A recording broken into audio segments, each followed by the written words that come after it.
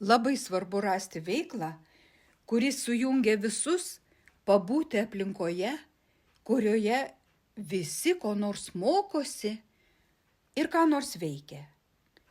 Kūrybinės veiklos, tokios kaip dainavimas, šokiai, keramikos dirbtuvės ar tapyba, rankdarbiai iš antrinių žaliavų.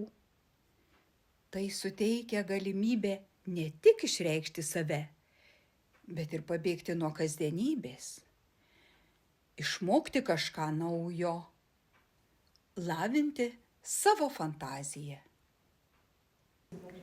Susipažinę su kitais kūrybingais žmonėmis, galime įgyvendinti savo svajones ir atrasti būdą prasmingai praleisti laiką.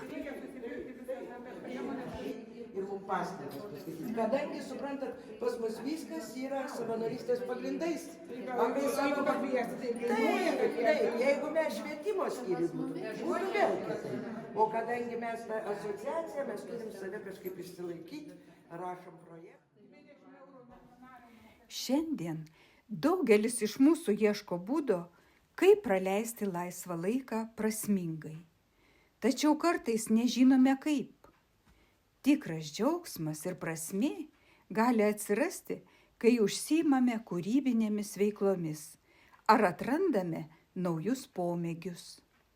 Kūryba, bendravimas su kitais ir aktyvus dalyvavimas įvairiose veiklose gali padėti pasiekti ne tik asmeninio tobulėjimo, bet ir sukurti prasmingas bendruomenes, kuriuose galime dalintis savo idėjomis.